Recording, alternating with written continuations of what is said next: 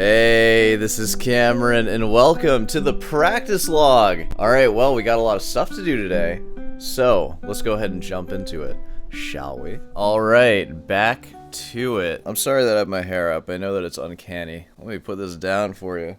Whoa! That was pretty the whole time once I put my hair down, right? I need to take my glasses off, too. Yeah, you know, back to it. It's Monday, which it's Monday for you if you're watching this the day of. I have been visiting my parents over the weekend. Heather and I, my girlfriend. I do have a girlfriend, by the way. Pretty epic, I know. I got it figured out, guys. I got this whole life thing freaking figured out. Contact me for life coaching. Email in the description. Yeah, but I visited my parents. It was good. I didn't get a whole lot of work done. I did practice a good bit. So the video that you're watching here today, this is not going to be a practice log. I'm just going to talk to you for a little bit, and I'll answer some common questions. So, you know, stick around for that. I might say your name or something or answer your question. You won't know unless you watch. I actually had a pretty relaxing weekend. I only played guitar for maybe like an hour each day, which felt pretty good. Mainly worked on the sore Mozart variations, and I played through everything else. And I've been doing little things too. Like before I left, there's a pawn shop that I live near, and they had a pretty nice like $1,000 like Martin classical guitar that had like a raised millennial style neck or whatever it is, or the raised fingerboard, and I played through all of my audition rep on it in a store with like people watching me, and it felt pretty good. Like I didn't really get nervous at all, and I was able to really like kind of melting their faces. It felt really good actually. So I'm feeling like my nerves are a little bit under control in that. I think auditions are probably going to go okay, because it is also just with like one professor, and I'll sort of be in the mindset of like just showing them my playing and like just seeing like how they can help me. First audition is in 2 weeks, February 8th. No, I have not announced the schools yet, so you know, if you really want to know, you can just DM me, and that's fine. But yeah, that's pretty cool. Sore Mozart variations, I fixed all the wrong notes that I have in there, which is really great. And now, I think what I'm going to do, because there's a lot of value in that lesson that Brandon gave me, I think maybe like every Monday or so, like once a week, I'm just going to sort of skim through and rewatch that lesson, and just make sure I'm applying absolutely everything. And then, you know, in like a month or so, maybe it'll be after auditions, I'd like to get them back on and maybe just make sure everything's coming out as it should be, and then also see like, you know, where else can it go, because I'm sure he was holding back a lot of info. That one's feeling good. Over the next few days I'm gonna do a practice log where I actually practice, and maybe I'll play that. I'd like maybe one more day with it. I still told you all my goals that I have. I kind of can't wait for auditions to be done so I can start working on new stuff. Like I have that set of etudes I want to go through. I've been looking through that a bit, just sort of getting used to them. Like I said, I've been looking through Opus 60, and I've gone through the first 6 so far. Not like that thoroughly, but just reading them and making sure I have them like under my fingers. I still have to give them the old Fernandez interpretive shuffle, but that'll be in the future, maybe in March or so. I'm just reading through them all right now. Oh, and I think I'm going to be going to a guitar festival pretty soon. As soon as in like this weekend. I think I'm only going to go for one day though. We'll see if that actually ends up happening, but I'm pretty sure it'll probably happen. And I'm just going to go just to like hang out and just play some luthier guitars and just see what's up at the guitar festival. I'm not going to do any of the events or anything. And maybe there'll be some professors there that I recognize the names of, and I'll just introduce myself to them. Just stuff like that, you know. Anywho, let's see if we got any good questions. Man, channel stats. We're coming up on 3,600 subscribers. Pretty crazy. Right now, I'm at a pace of like almost 500 subscribers every month, which would be 1,000 subscribers every 2 months, which leads me to the very possible reality of having like 6,000 or 7,000 subscribers by the time grad school starts, which would be pretty crazy. That's a lot of subscribers, guys. Wow, wow, wow. Okay, let's look at some freaking comments. Oh man, this is a good question, or at least just like a personal question. This one is from posted on my Reddit video that I made. Look out for those. We're making Reddit videos now, guys. I'm trying to get the subscribers up. I don't know what to tell you, man. I don't even practice guitar anymore. Who are your favorite non-classical guitar players? What kind of non-classical music do you listen to? Whale. I love Joe Bonamassa, Stevie Ray Vaughan. I'm just kidding. I don't listen to those guys at all. My favorite non-classical guitarist, seriously, probably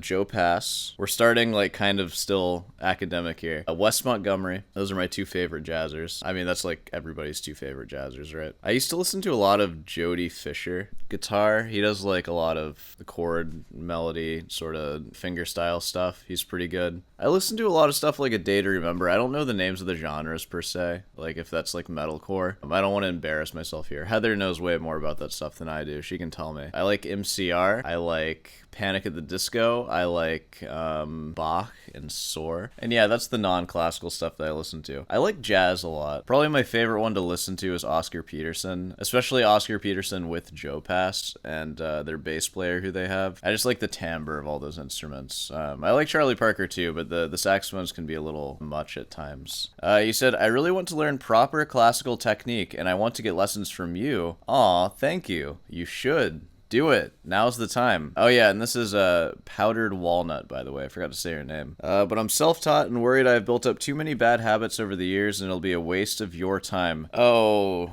dude, you're not wasting my time. Don't worry.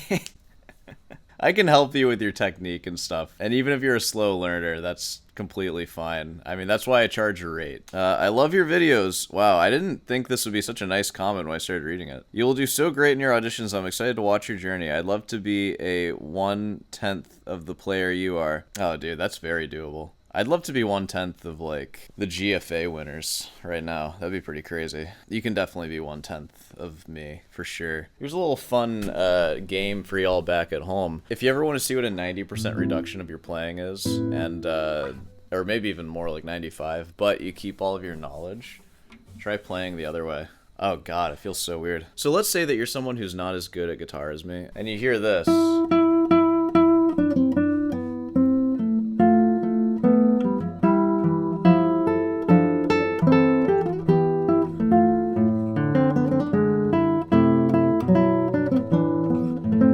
You know, and you hear that and you think it sounds amazing and you want nothing more than to just be able to play that yourself. That is like me. I have all the knowledge of that fugue. I have it very thoroughly memorized. But now if I try to actually play it, even though I'm able to learn it, like I've learned it totally and I can play it one way, how difficult it would be for me to play it like this.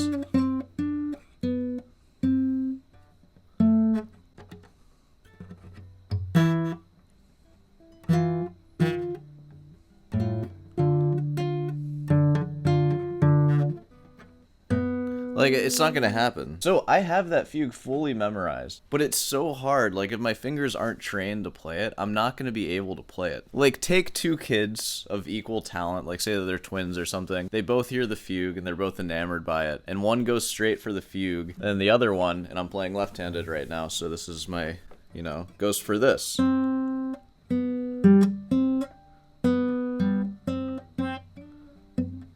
can already barely play this. But at least now I can actually practice this.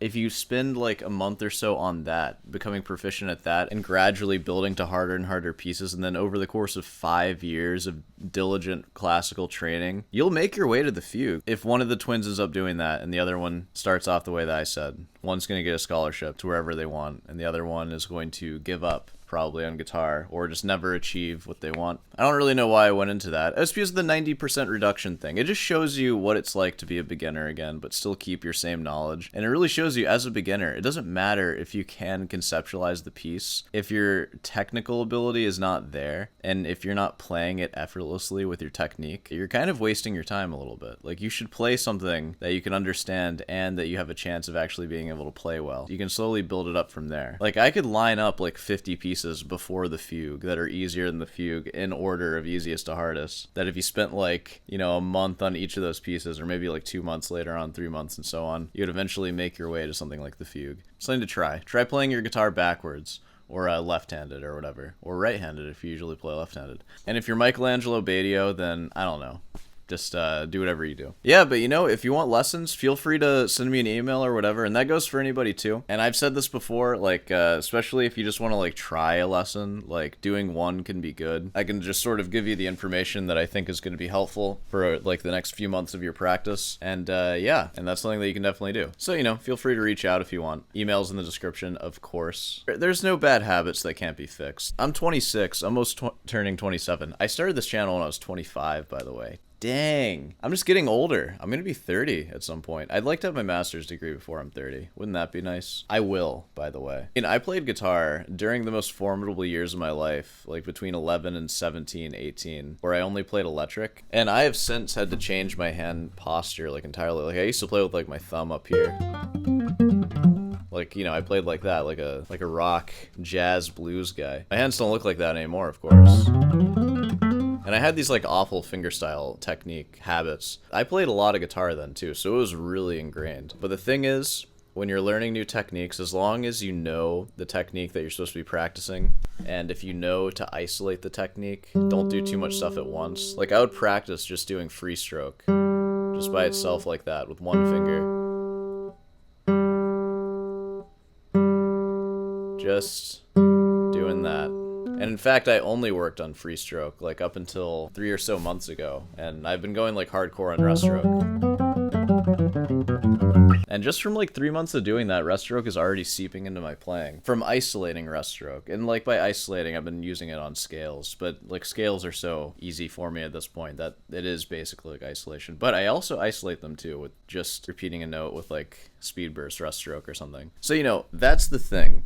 There are no habits that are, like, unbreakable. You have to learn how to change them, though. And once you do learn how to change them, like, for me personally, when I have a habit that I know is not conducive to me playing how I want to play, it personally makes me sick to, like, keep doing it. And that's sort of what you end up coming to after a while. Like, when I see something in my hands, or, like, see any kind of, like, extra tension that I'm made aware of just through, like, playing, or maybe somebody points it out to me, or even just, like, certain, like, dynamic tendencies that I might have whenever I notice them now, like, they make me sick. So it may be that you just need to be shown to be made sick by your playing, and what parts of your playing make you sick, and that can be helpful. Sometimes we all need to be reminded of that. Okay, maybe we have time to answer one more. I mean, let's say.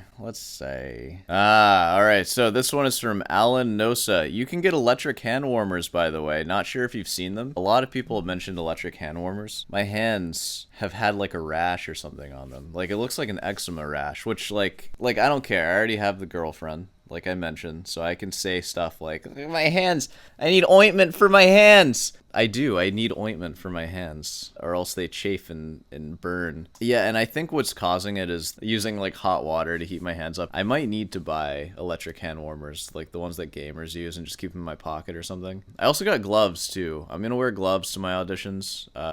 Not, like, they're not, like, fingerless gloves that I'd play with, but, like, snow gloves that I'll probably put hand warmers in as well. Yeah, but it's bad. My hands hurt. Like, I put a bunch of lotion on them today, and it made it a little bit better, but I think they're just super dry. Okay, I need to end this now. So I know this video, like, not a whole lot happened. I just kind of talked to you, but hopefully you enjoy me talking to you at this point. We'll have some more playing and more reaction stuff further in the week, and maybe a podcast episode, like a one that's filmed, like a big one. So, you know, look forward to that. All right. I'll see you in the outro. Hey, well, you know, if you made it this far, be sure to subscribe, leave a like. Hey, want some guitar lessons? Email in the description. Want some merch? Go ahead on down over to Rootin's Delight in the description again, and the channel product description. Get your products. Give me some money.